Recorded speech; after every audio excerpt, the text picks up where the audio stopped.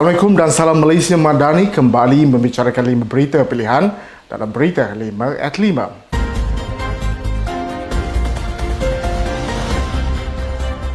Ahli Majlis Kerja Tertinggi UMNO Datuk Dr. Muhammad Fuad Zakarshi meminta agar Polis Diraja Malaysia melakukan sihatan ke atas 120 nama yang dipercayai memberi akun bersumpah SD kepada Perikatan Nasional.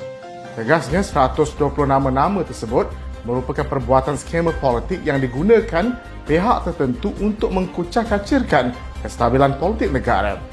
Terdahulu, media melaporkan Perikatan Nasional mendakwa sudah mempunyai jumlah sokongan ahli parlimen yang mencukupi bagi membolehkan gabungan itu mengambil alih pentadbiran negara. Sementara itu, Ketua UMNO bahagian Shah Alam, Datuk Azhari Syari menyifatkan langkah tersebut seperti menang sorak kampung tergadai dan tin kosong. Beliau berkata langkah itu sebagai langkah sumbang kerana tidak membawa manfaat kepada rakyat dan ahli tuju negara. Banyak 75 laporan diterima berkaitan gerakan langkah Dubai yang didakwa bertujuan menjatuhkan kerajaan perpaduan pimpinan Datuk Seri Anwar Ibrahim. Pengarah Jabatan Siasatan Jenayah Bukit Aman, Datuk Seri Muhammad Suhaili Mawad Zain berkata kesemua laporan berkenaan dibuat oleh 31 wakil serta ahli politik, manakala 44 lagi melibatkan orang awam. Polis akan memanggil individu terlibat bagi membantu siasatan kes berkenaan yang dijalankan di bawah Seksyen 124C dan 505-B Kanun Kesesaan serta Seksyen 233 Akta Komunikasi dan Multimedia 1998.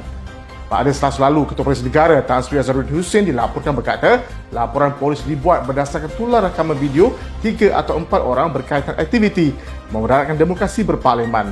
Susulan penurunan video itu, pihak polis perlu melakukan sihatan kerana perkara itu mendatangkan kegusaran kepada masyarakat dan mengganggu keteraman awam. Polis pada masa yang sama turut menyiasat mengenai dakwaan bahawa beberapa ahli parlimen dibayar untuk menyokong pertukaran kerajaan.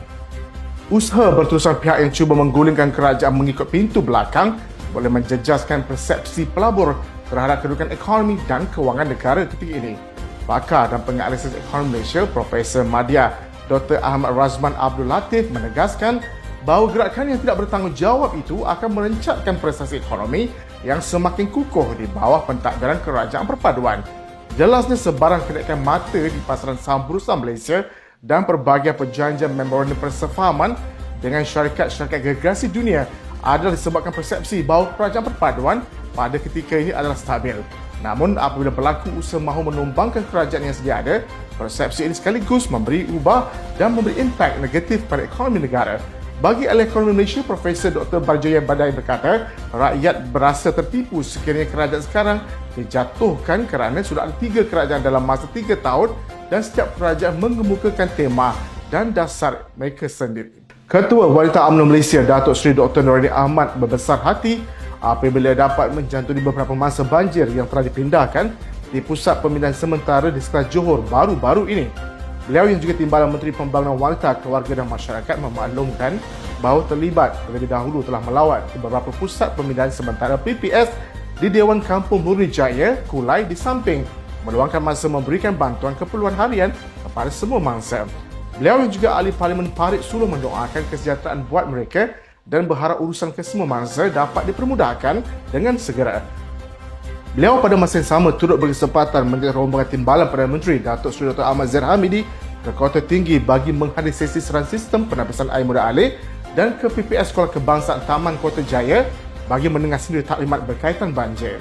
Nakmah melaporkan fenomena air pasang besar di area Kota Tinggi menyebabkan jumlah mangsa banjir di negeri ini kembali meningkat kepada 8,221 mangsa ditempatkan di 53 PPS yang dibuka seluruh Johor. Pengerusi UMNO Negeri Sabah, Datuk Seri Bong Mokhtar Raden berkata UMNO Sabah terlebih dahulu akan mengambil langkah memperkuat dan memperkukuhkan parti di semua peringkat sebelum memikirkan soal kerjasama bersama parti gabungan lain. Jelasnya, bagi tujuan tersebut, UMNO Sabah akan mengadakan siri jelajah ke seluruh bahagian di negeri ini bermula awal Februari nanti bagi memantau dan melihat sendiri kekuatan parti daripada segi persediaan di samping menjelaskan isu-isu semasa kepada ahli di peringkat akar umbi. Beliau juga Pengerusi Barisan Nasional Sabah berkata demikian ketika diminta mengulas isu kerjasama gabungan parti lain bagi menghadapi pilihan yang akan datang selain dikaitkan dengan isu pergolakan UMNO Sabah. Menurut beliau, UMNO Sabah sentiasa mengalu-ngalukan soal kerjasama bersama parti gabungan lain bersandarkan pada prinsip menghormati perjanjian satu sama lain, iaitu bukan sahaja memberikan manfaat kepada parti tetapi juga rakyat Sabah secara keseluruhannya. Ketika diminta mengulas isu pergolakan UMNO Sabah yang disebarkan oleh pihak-pihak tertentu sehingga tular di beberapa portal, Bong berkata Ahmad Zaid sudah menjelaskan lawatan beliau ke Sabah baru-baru ini atas usaha lawatan kerja rasmi dan tidak berkaitan dengan isu menyelesaikan pergolakan UMNO Sabah. Dan daripada saya, Muhammad Saiful Muhammad Sahak, jangan lupa temu janji kita di Isnin hingga Jumaat jam 5 petang, 5 berita pilihan hanya di Berita 5 at 5. Assalamualaikum dan salam Malaysia Madani.